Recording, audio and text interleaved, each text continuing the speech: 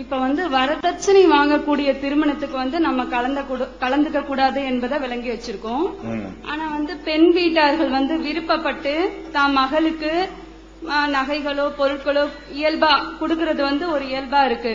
இந்த மாதிரி இருக்கிறது சரியா? அந்த மாதிரி திருமணத்துல நம்ம கலந்துக்கலாமா?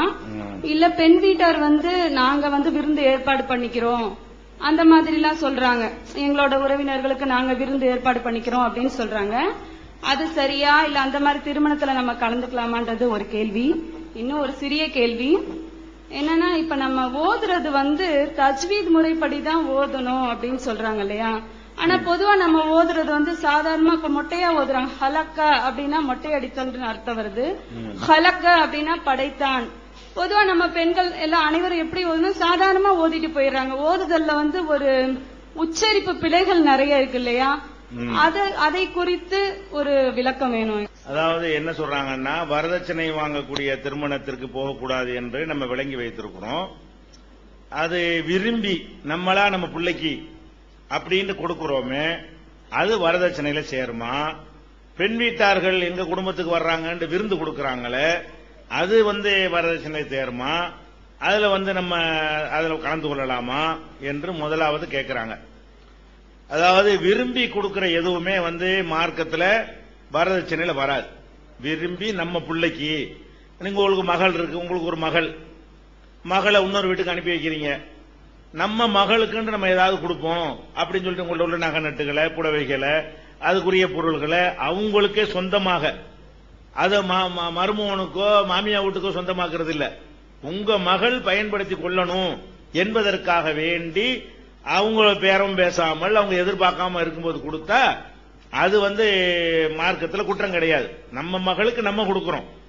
ஆனா நடைமுறையில் என்ன இருக்குன்னு கேட்டா, உங்க மகளுக்கு என்ன போடுவீன்னு கேட்கறான். நம்ம மகளுக்கு கொடுக்கற இவன் கேட்கறான். அப்ப இவன் எடுக்கிற போறான்னு விளங்குது. நம்ம மகளுக்கு நம்ம கொடுக்கறான்டா, என்ன போடுவேன்னு கேள்வி வருமா? என்ன போடுவேன்னு யாரு கேட்கறான்? அவன் கேட்கறான். பொண்ணை கட்டி கொடுக்க போறமே அவன் கேட்கறான், உங்க பொண்ணுக்கு என்ன போடுவீங்க? அப்ப நோக்கம் என்ன? இது பொண்ணுக்கு உள்ளது இல்ல, பொண்ணு பேரை சொல்லி வாங்கிக்கிட்டு இவன் எடுத்துக்கிறதுக்கு பாக்குறான். அப்ப இது மனப்பூர்வமா உள்ளது இல்லைன்னு விளங்குறது. நிஜமாகவே அவர்கள் எந்த ஒரு எதிர்பார்ப்பும் இல்லாம உங்க மகளுக்கு கொடுத்ததை உங்க மக தான் வச்சிருப்பாங்க, அவர்கள் அதை வாங்கிக் கொள்ள மாட்டார்கள், அது என்னன்னு கூட கண்டுகொள்ள மாட்டார்கள். அப்படி இருந்தா அது ஒண்ணுதான் மனப்பூர்வமா கொடுக்கிறது. மனப்பூர்வமா நீங்க என்ன செய்ய, தாராளமா யாருக்கும் மனப்பூர்வமா கொடுக்கலாம், அதுல எந்த ஒரு குற்றமும் வராது. ஆனா நடைமுறையில் இருக்குன்னா மனப்பூர்வம் என்று சொல்லிக்கொண்டு திருமணத்தை மையமாக வைத்து கொடுத்தீர்களே ஆனால் அது கண்டிப்பா டவுரிலாம் வரும். இது நபிகள் நாயகம் ஸல்லல்லாஹு அலைஹி வஸல்லம் அவர்கள் இதை ரொம்ப அற்புதமாக ஒரு சந்தர்ப்பத்தில் விளக்குறாங்க. எப்படி விளக்குறாங்க? ஒருவரை ஜக்காத் வசூலிப்பதற்காக அனுப்புகிறார்கள். ஜக்காத்னா வசூலித்து தான் விநியோகம் பண்ணணும்.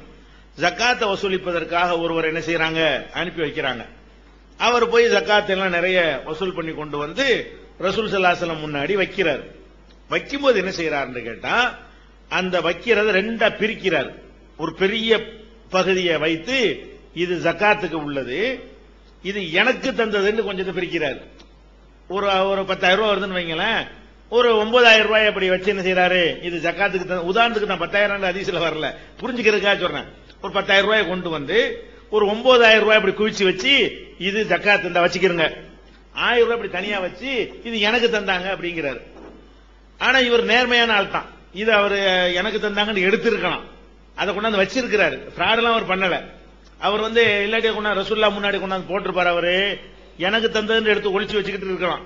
அவர் அப்படி நினைக்காம இது ஏதாவது மார்க்கத்துல தப்பாகப்பா போயிருமோன்னு பயந்துகிட்டு இது ஜக்காத்து பணம், இது எனக்கு தந்தாங்கன்னு ஒரு அங்கீகாரம் பண்றதுக்கு ரசூலுல்லாஹ்ட்ட வைக்கிறார். ரசூல் ஸல்லல்லாஹு அலைஹி வஸல்லம் அவர்கள் அது அங்கனுக்குள்ளே கண்டிச்சிருக்கலாம்.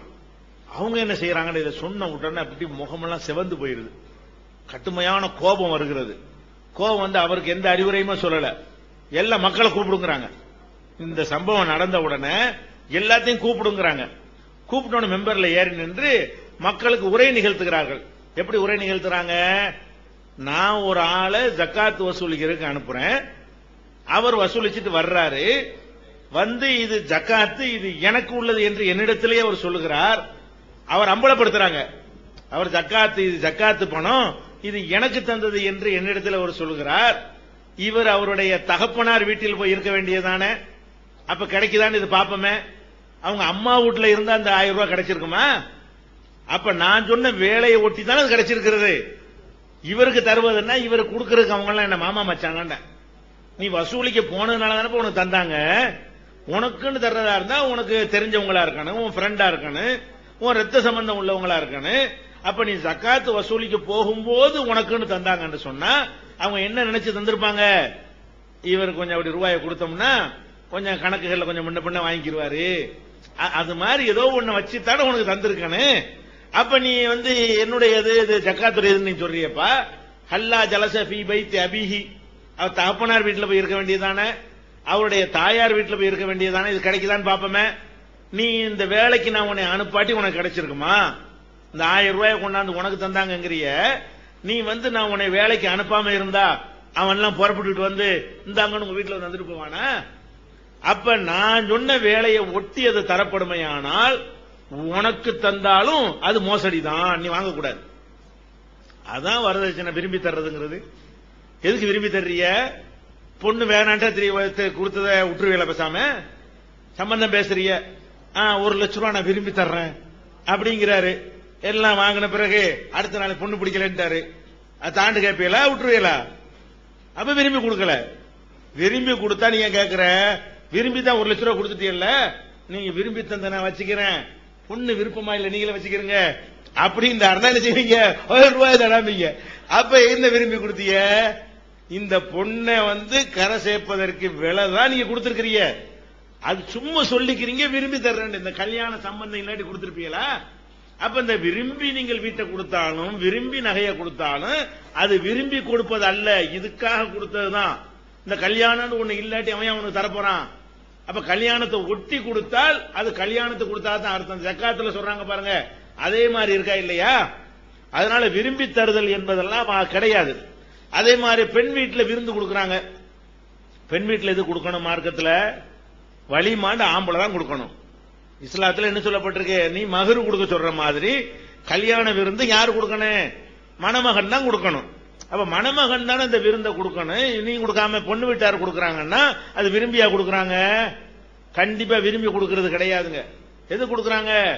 இந்த விருந்து கொடுக்காட்டி நம்ம பொண்ணை ஒரு வழி பண்ணிடுவாங்க, கொடுமைப்படுத்துவாங்க, மாமியா கொடுமை தாங்க முடியாது, அதுக்கு தான் அவன் கொடுக்கறானே தவிர விரும்பி எப்படி கொடுப்பான்? அப்ப இந்த விரும்பி கொடுக்கிறார்கள் என்று நீங்க சொல்லி இப்படி இந்த வாசலை திறந்து வச்சீங்கன்னா இந்த மாதிரி உள்ளவர்கள்லாம் அதை என்ன செய்வாங்க? நாளைக்கு மிஸ்யூஸ் பண்ணுவாங்க. நம்ம என்ன செய்யணும்? நீ எதுக்கு விரும்பி கொடுக்கற? உனக்கு நீ பொண்ணு வீட்டுக்காரன், பொண்ணு வீட்டுக்காரனுக்கு விருந்து கடமை இல்ல. உன் சொந்த பந்தத்துக்கு கொடுக்கறான்னா அது கொடுக்கலாம். நம்ம கல்யாணம் பண்ண போறோம், நம்ம மாமா மச்சா சித்தப்பா பெரியப்பா 10 பேர் வீட்டுல தங்கிட்டான், அதுக்கு விருந்து கொடுக்கறோம். அது கல்யாணத்துல சேராது.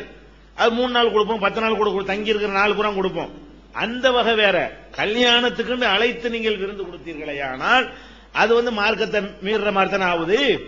அதுக்கெல்லாம் மார்க்கத்தில் என்ன இல்ல, அனுமதி கிடையாது. அந்த மாதிரி இல்லாம மாப்பிள்ளை வீட்டார் மட்டும்தான் கொடுக்கணும். பெண் வீட்டு விருந்துக்கு நம்ம போகவே கூடாது. பெண் வீட்டார் விருந்து கொடுத்தார்களே ஆனால் அது வரதட்சணை மாதிரி உள்ளதுதான். அது ஒரு மறைமுக வரதட்சணைக்கு பல வடிவம் இருக்கு. ரூபாயா கேட்கறது வரதட்சணை, நகையா கேட்கறது வரதட்சணை, என் மருமகனுக்கு நல்ல வேலையை பார்த்து கொடுங்கன்னு கேட்டா அது கூட வரதட்சணை. இது மாதிரி விருந்தும் ஒரு வரதட்சணை தான். நாங்க எல்லாத்தையும் அழைச்சிட்டு வரோம், நீங்க சோத்தை போடுங்க, இவன் சோறு போடுறதுக்கு போல அங்க சோறு போடுங்கன்னு தலையில சுமத்தினான்னு சொன்னா அதுக்கு பணம் தானே. நீங்க என்ன மாதிரி இருந்தாலும் பெண் வீட்டாருக்கு ஒரு சுமை கொடுத்தீர்களே ஆனால் அதுவும் டவுரியில தான் சேரும். இது விளங்கிக் கொள்ளணும். அடுத்து என்ன கேட்கறாங்கன்னா, தஜ்